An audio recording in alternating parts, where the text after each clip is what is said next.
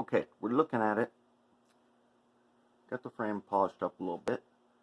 It is facing to the right, forward. Now, let's take a look at the coupler gauge.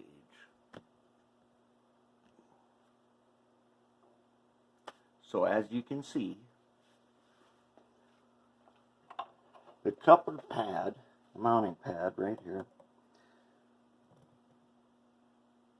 when it is at the proper height, it will slip just over the top of the backside of this. That's the height gauge. Okay. So, now I just happen to know, from doing this a few times, how much I need to file off here. So I'm going to do that. And then we're going to check it again. And we're going to get the height set.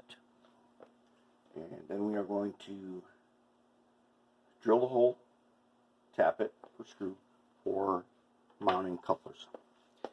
That is what we need to do right there. Frame's looking pretty good. But I want to get the height set. Then I'm going to figure out how high the motor needs to sit. Then I'm going to probably put some lead weight in there for the motor pad. And then I'm going to paint it. We need to get that thing sealed up again so that it stays in excellent condition. Alright, let's shave off those. Alright, first thing we need to do before we set the height on these coupler pads is we've got to make sure we're going to have ways squared up. Now, right here, there's a little nub there, which is just slightly higher than the frame around it. In ancient times, that nub, there was a bracket there. Way back when. And the casting was kept modified. I'd have to go look at the old one. If I remember right, this bracket here, well, it's the black wire bracket. I want to say it might have been a light bracket. But back when these had Pitman motors in them, I believe that was when this was in use. Well, we can check that out sometime. Anyways, we've got to take it off and get rid of it because it prevents us from squaring up on this. So, let's go ahead on here. Let's take them off nice and smooth.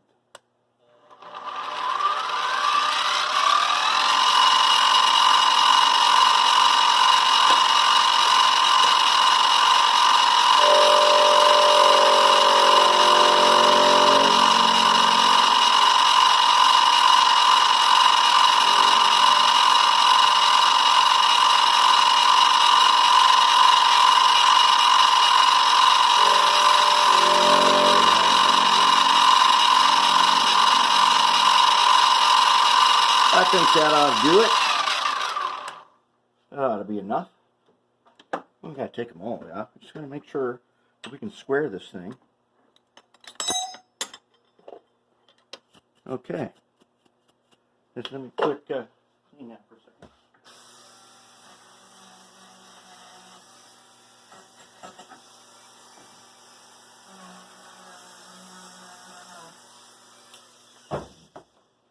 Alright, good enough. Now what we can do, first clean off our parallels. Let's see.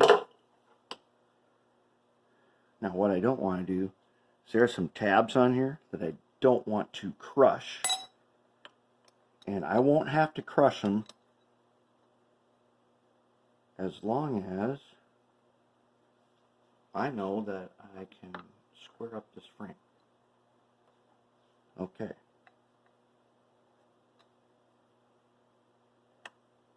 Very nice. So, what do? How am I going to do this? All I'm going to do is take those two out. And I'm going to put in entire set. Let's see. Did we get a match? Oh, yes, we did too. See that? Now, I'm flat on my parallels.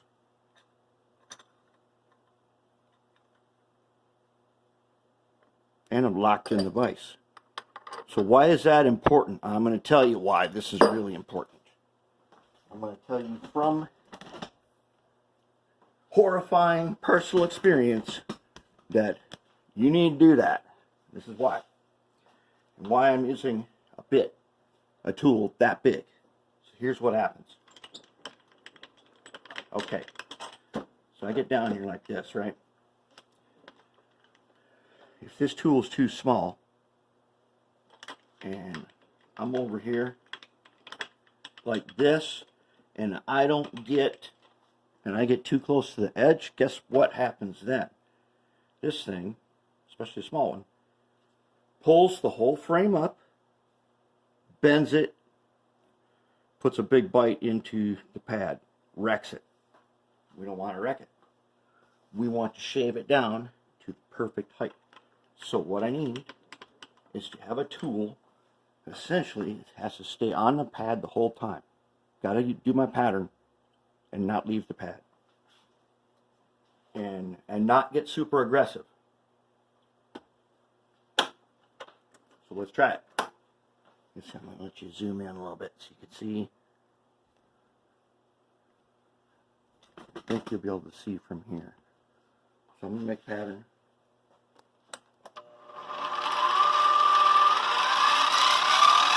Here we go.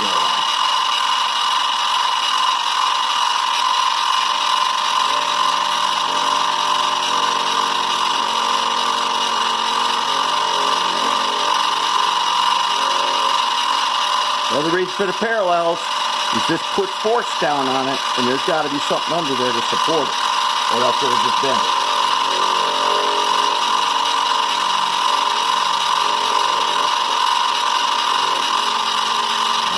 Pretty good.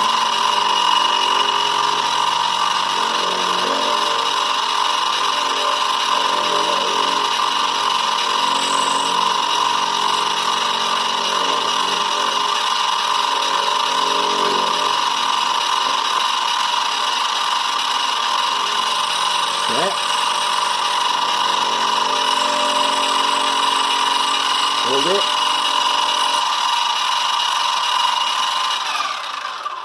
Okay, we're already running into parallels are getting vibrated out of position. So let's reset it and keep an eye on it.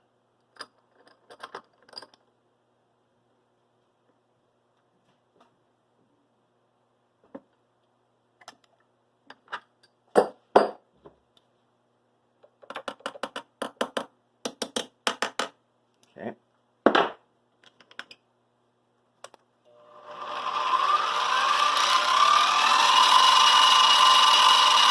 Nope.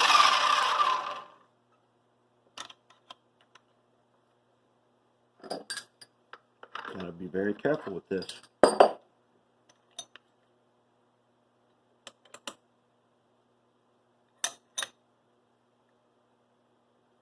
I'm almost thinking, let's try something here. I want to go just a touch higher. I know the next set is too high. Let's see here. That one. Plus that one is too high. What about this one?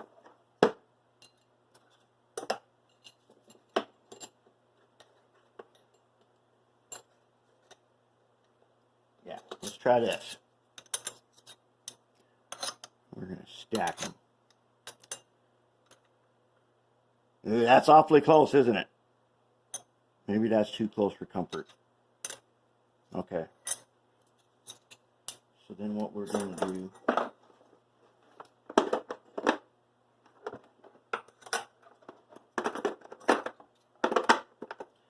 going to go back to these. And I'm going to shim it. And I'm going to shim it with some washers. Oops, let's make sure they're all the same one. That is not one of them. These precision washers, I want to shim it just enough.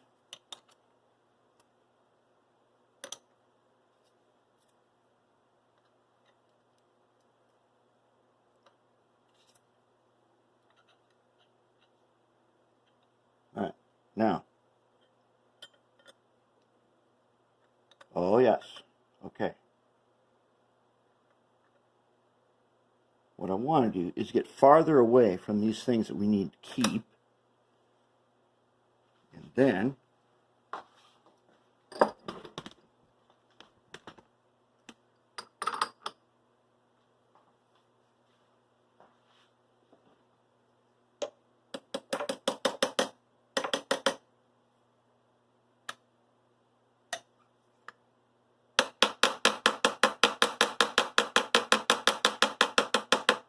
see, the frame itself, when they made this, it is not as square as this vise I'm using.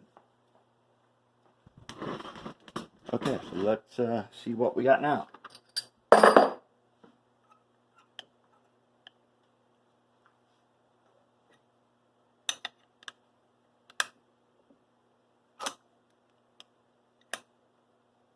Okay, I think we're going to be good to go. So let's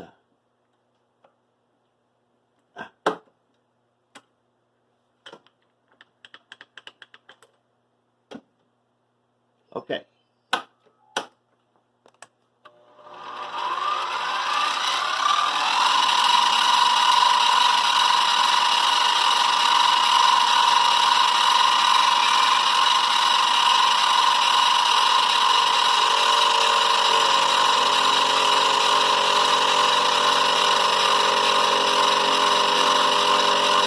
All right, we're making chips.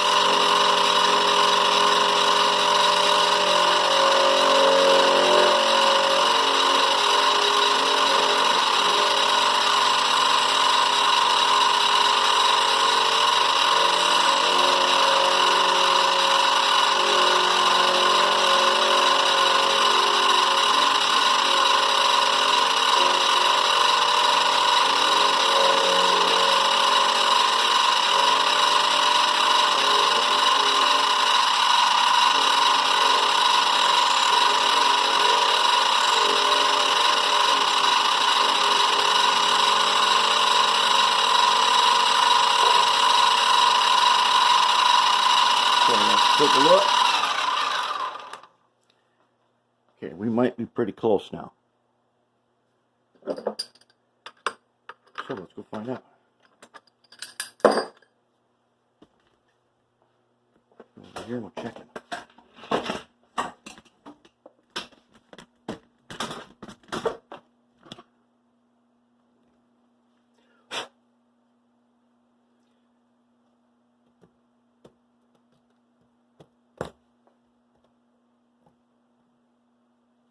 We are very close. Let's find my little cleanup pile here. We are very, very close.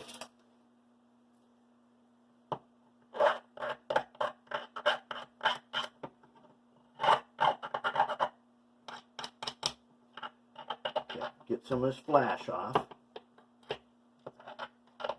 Okay, let's try it. Let's see what it looks like again.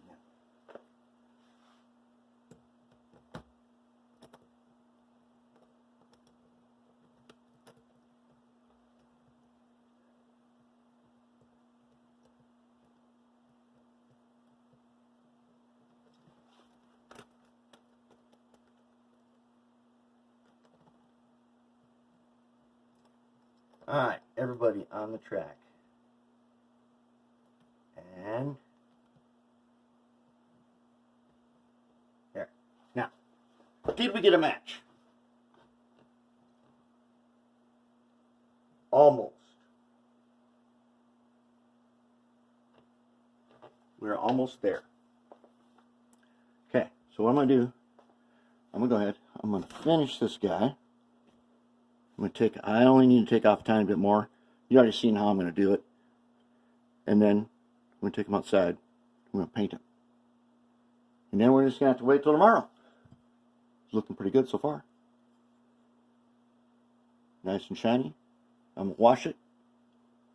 Get some of the metal polish off of it. And then it's going to get sealed up. Now, as you can see here, this casting has a slight deformity right here. Okay? Does not appear to be pest, because look inside, I filed how nice it is. It looks like it's just a casting deformity. What we're going to need to do, I want to strengthen that up, but I need to drill the hole first. And I need to tap it. So, I'm going to take my drill bit. I'll put a little bit of our marble on here. I'm going to go ahead and drill hole number 1. Okay. Very nice. Then I'm going to go over here and drill hole number 2.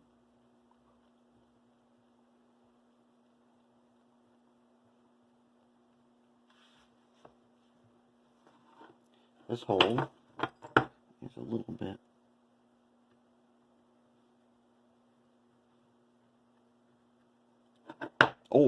nope, that's my fault. How about we clean this thing off? Okay, now how about we try that again? Try it so that you can see it. Just don't work. I'm going to take over the drill press.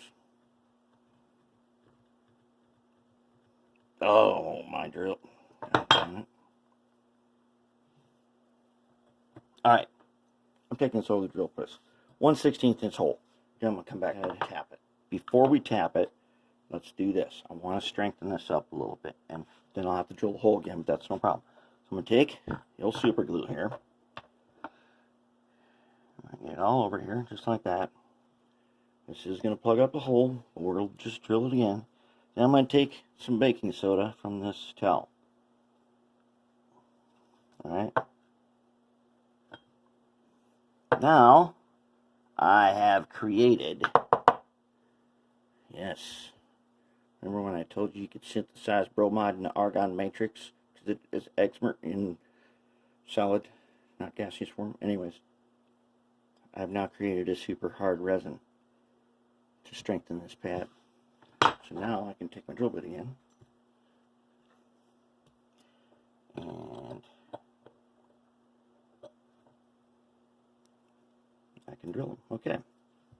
Now what I got to do, I'm going to take this tool. This is a tap, 256 tap that I got from the Hot Wheels Redline shop. The Redline shop. They've got these taps, and it comes with the holder. You can get them on eBay. They're not hard to get. Okay, so now I need to tap it. And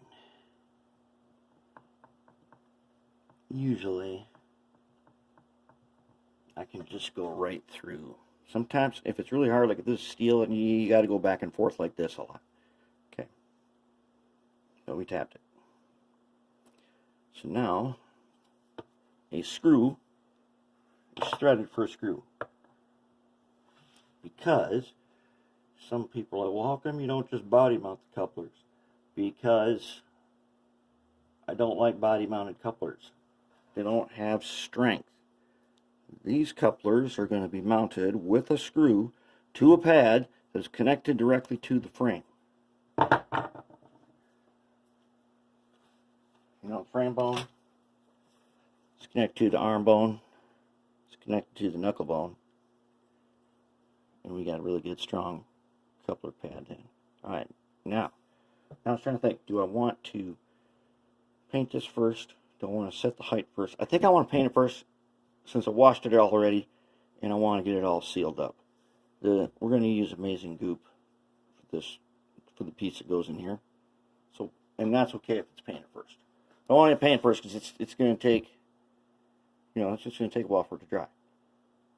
And so I'm not going to touch it. If I paint it now and I don't do anything with it till tomorrow, it'll be nice and cured the way I want it cured. I mean, I've got the 10-minute fast dry paint, but I want this thing to be well cured before we start going any farther. All right, so we're at the summer paint booth, which is outside. I'm going to do this flat black primer, and I'll show you why, because I already did these, and I'm going to show you what happens next. So, we want to paint this side first. Now this cap, these Rust-Oleum caps are terrible. I wish they would do something about that.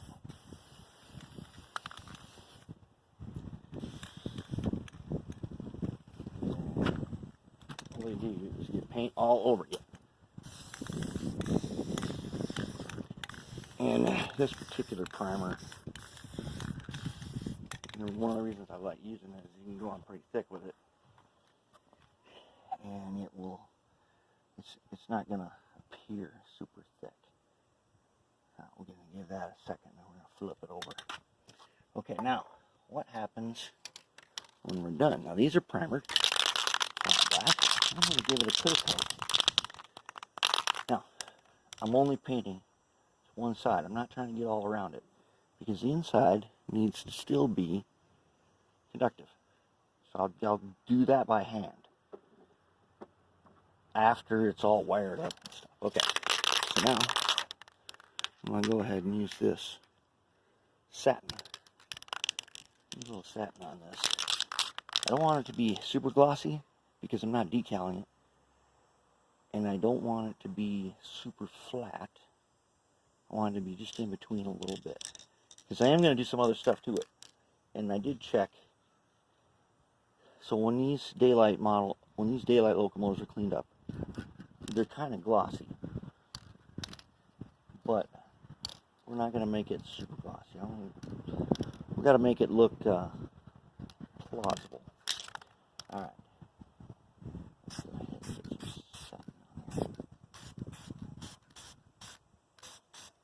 That's all we need to do. Just like that. Just leave it alone. Okay, and that's going to give us, we can still dry brush on that surface, which we might do a tiny bit of, but we're going to do a little bit of detail on that. Okay, now this guy has hazed over. That means I can flip him over on my rack here without worrying about it. I'm going to paint the other side. These two spots, I don't need them, but I'm going to clean them off later. In this rebuild, we will not need to use those for pickup. Getting close to the end of the can on this one.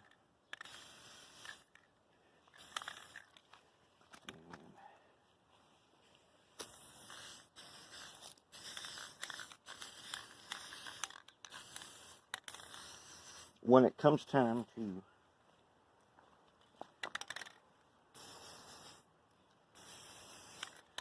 finish this off, I might actually have to think about it.